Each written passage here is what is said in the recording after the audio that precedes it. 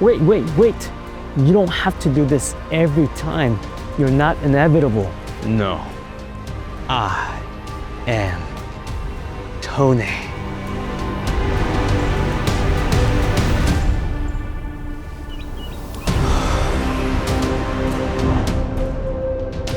Come on, we all done it. Is F1.2 really necessary? I'll answer the question at the end of the video. But first, hey, how are you? Really good to see you in this video. Can I just say, it is so refreshing to finally review a lens that's actually almost perfect. If you watch my last lens video, that one, it was a ton of work just because there were so many flaws with it. Now, no gear is perfect, so I ain't gonna talk about the pros of this lens. There are plenty of that, but there's also a con, as in limitation you should be aware of. Now, I am primarily a wedding videographer, so it's gonna be a little bit more towards video centric, but I am gonna talk about the photography section of this also. And as a disclaimer, Viltrox did send me this lens, and also I did have dinner with Viltrox at one point, so they took me out to Chinese food. So technically, I'm getting paid by rice, so take that with a grain of salt, or MSG. But what I try really hard on this channel is try to tell you guys the honest opinion about the gears that I review. That's why I cover pros, but also the cons. So before we talk about the pros and cons of this lens, I'm gonna talk about the physical aspects about this lens you really can't tell from the pictures. So in terms of build quality, this lens is absolutely solid. Aluminum body, metal focus ring, everything about this lens is really well built. Now, this lens is advertised as weather resistant, so I'm gonna go ahead and take off this cap to show you guys. This rubber gasket, not only is it raised very high, it is very thick. And one thing I noticed right away when I docked this with my camera, it's very tight! Yeah! In a good way. And even when you're changing lenses, there is actually a protective glass right at the edge of this so the dust won't get inside the lens. And on the front lens element, there is a protective coating to resist against dust and water. And coming to the side, there's actually one unique thing about this lens. I should say two things, because there are actually two custom buttons. There's one with the little nips. Maybe I shouldn't say that. There's one that has a slight dot to it. This button is registered by your camera. This is your camera's custom button. But there's a second one here. This one is customizable by your app, which actually connects to this lens, and you can assign a custom function to this button. For example, you can go from point A to point B in terms of focus. I'm sure there's some creative needs for that, so if you need it, it's there. But what's unique about this lens also is that this is a aperture by wire. And the way that Viltrox made this work, there is a LCD screen. I know I covered it with this plastic wrap. I have to do some product photos, so I don't want to scratch it up, but you'll be able to see the aperture you're controlling from this LCD screen. Now, this LCD screen can also display a little logo or picture you can upload via your app. Now, some people might look at that as kind of gimmicky, but I do see one useful case for this LCD screen, and that is to calculate the distance. For example, the minimum distance for this lens is 0.34 meters or 34 centimeters. That's about 1.1 feet for the US folks, but sometimes when we're filming, we get a little bit closer than 0.34 meters. And if you're not sure, you'll be able to look at the screen and see how closer you're getting to that point. And speaking of people thinking things are a little gimmicky, so the app, some people think it's gimmicky, but one useful thing about the app is that you can update firmware via the Bluetooth from the app, long as the camera lens is plugged in. There's a USB-C port right here. So you do have to plug this onto a power source, and then you can actually update the firmware via the app, which is super convenient. You don't have to plug this onto a computer to do that. But let's address the elephant in the room, that being this lens. Because this lens in my hand looks humongous. Now, I do have small hands. You know what they say about men with small hands. They make anything they put in their hand looks humongous, including this lens. But really, the size is manageable. So if you compare to this Shure 40mm, so I just did a review video, so this is kind of something you guys might be familiar with. So that's the size difference between these two lenses. So you might look at it and be like, oh, okay, that's not bad. However, I have to tell you guys, this lens is 918 grams without the caps. That's about 2 pounds. Now, back in the day, we would have been totally fine with that, but this is 2025. We have gotten used to smaller lenses. Our muscles are a little bit weaker. But practically, this means that if you want to gimbal this, you're not gonna be able to just gimbal this with mini gimbal. So you're gonna need a full-size gimbal to do this. Now, some of the sample shots I'm about to show you, yes, they are smooth, but I was definitely doing a lot more ninja walk. That was on Weebill 3S, which is probably like the limit for this lens. So let me show you some sample shots. So the first pro is gonna be the image quality, how the lens focus is keeping up, the sharpness, the contrast, the bokeh. Now, in case you guys feel like I didn't give you guys enough sample footage, there's actually a couple more towards the end of the video, but I want to dig deeper into each of these categories. So let's talk about focusing in detail. So Viltrox is calling this dual floating magnetic levitation VCM focus system, which translates to wizardly good. I mean, look at this test shot. This is shot at f1.2, by the way, and it is smoothly tracking focus,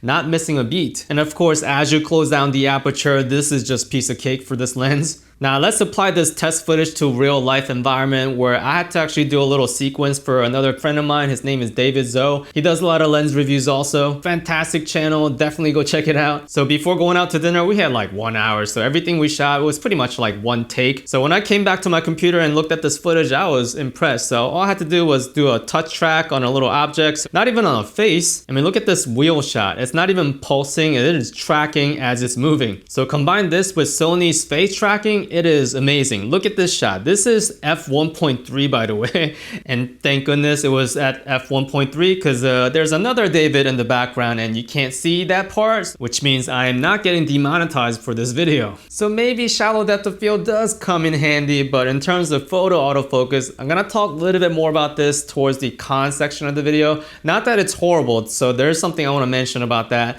but in terms of regular photo taking, going from one point to another, it is very snappy like any modern Sony glass, and especially for portrait, it finds that eye tack sharp and it looks so good. So let's talk about the sharpness, but geek out a little bit. So I have some charts for you guys. Now this is not a photo, this is shot at 4K video, but look how sharp this f1.2 image is. Center obviously is super sharp, but even in the corners, that's really good for f1.2. Now at f2.8, I'm able to compare it with my Sigma 24-70 DG-DN, which is really sharp lens, by the way. Now I'm gonna zoom in a little bit so you guys can see, but look at this. This Viltrox 35mm is beating my Sigma 24-70 in sharpness. That is insane. So this is what Viltrox looks like at f9. And this is what it looks like at f16, but consistently from f1.2 all the way to f16, it is sharp. And I'm still kind of blown away by the image quality of the f1.2. I mean, it kind of makes sense why this lens is the heavy as it is. I mean, there's so many glass elements to make that happen. So I think the theme of this lens, when I look at these charts, is clean and clinical, kind of like a G Master. And while I have this chart open, you guys can tell that there's very minimal pincushion distortion, barrel distortion, even though this is a 35mm lens. Even at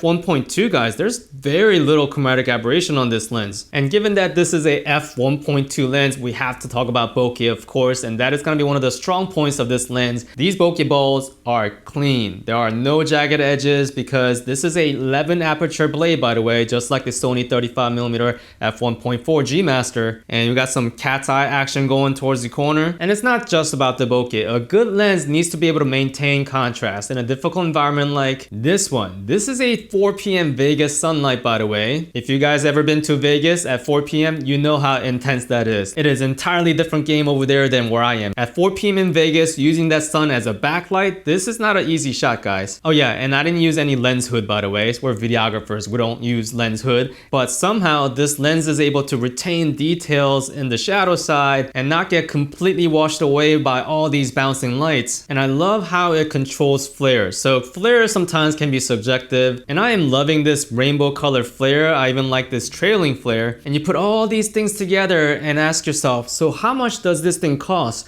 So the last pro about this lens is gonna be the cost of this lens. Now, I am recording this right around the time we're announcing a bunch of tariffs, reciprocal tariffs across the world. I am not sure how much this lens is gonna cost exactly by the time you guys watch this video, but I am told that this is gonna be a little bit more than the new 135mm Lab series they just launched. So it's gonna be more than $899, but comparatively, it's gonna be much cheaper than, well, there's nothing else out there right now that's 35mm and f1.2. There's this old Sigma lens that came out like 5-6 years ago. That was like a DSLR lens that was rehoused into a mirrorless lens. So the autofocus on that was not great. And it's not even sold in main camera stores right now. So really, comparatively, I'm comparing this to the Sony G Master 35mm f1.4, and that one costs significantly more than this one. And to make it better, I am told that Viltrox is giving you guys, my viewers, a special discount code. So of course, there's gonna be a link in the description with that coupon code, so you guys check out how much this actually costs. cost, but given this image quality and how clean this image looks at f1.2,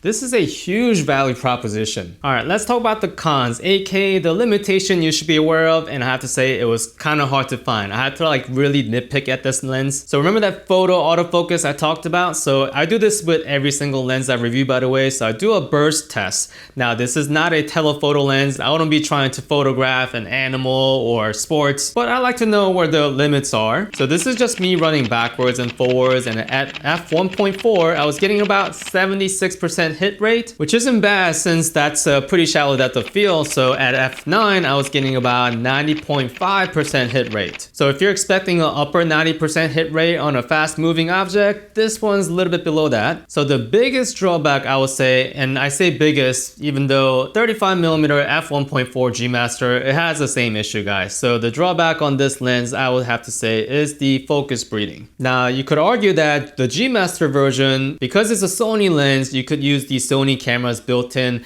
focus breathing compensation. Now even if I had that, by the way, I would not use it sometimes because it does crop in. So you are gonna have that same exact problem even if you were to get the 35mm GM 1.4. So if you look at this example of f1.2, this is just me triggering focus back and forth. The focus breathing here is not too bad. And you can also see this in this running example. Yeah, as I'm getting close and far from the camera, you don't see a lot of focus breathing, but let's switch that to f16. So this is me shaking the focus distance at f16, and this is where it's very apparent this thing does have focus breathing. And if you apply this to my running focus test, this is what that looks like. So this is the part you have to ask yourself, how sensitive are you to focus breathing for lenses? You can also ask yourself, when was the last time you shot f16? And don't tell me you actually shot a real f16 coming at you at Mach 2, but if you're like me, who is an absolute degen of a bokeh lover, this isn't a huge problem because I talked about this on my last video reviewing this Shure 40mm. So if the autofocus is bad, plus there's focus breathing, that's a bad combination for a lens. But because this lens has really good autofocus, I see this as a less of a problem, especially if the lens can shoot wide open at f1.2. So is f1.2 really necessary on this lens? I would say yes. For 35mm, I think it's very useful. So telephoto lenses, there is a diminishing return for bokeh. Sometimes it's too much bokeh. Yeah, at those focal lengths, you are getting into the Tone territory.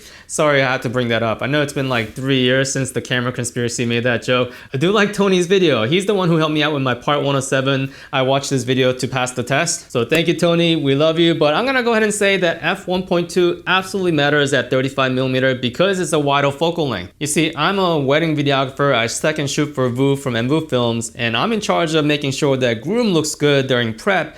And that is not an easy task. Nothing wrong with the groom's look, it's just that a lot of times we're crammed into a tighter space than like a bride would, and sometimes it's dark and I'm trying to make this epic as possible into this tight space. I need the background to be blown away a little bit, and yes, composition comes first. But if you had the option, would you like to have it? I would say yes, and same thing goes with the sharpness and the clinical look of it. So I'd rather have that first and be able to diminish that with like a mist filter. So when wedding season starts, which is very soon for us, I am very excited to use this lens, guys. So this lens is a definite keeper for me. Thank you so much for watching to the end, guys. I hope this video is helpful, and huge thanks to David Zoe. We filmed minutes before we had to fly out of Vegas, so you guys can get a little bit more sample footage like this.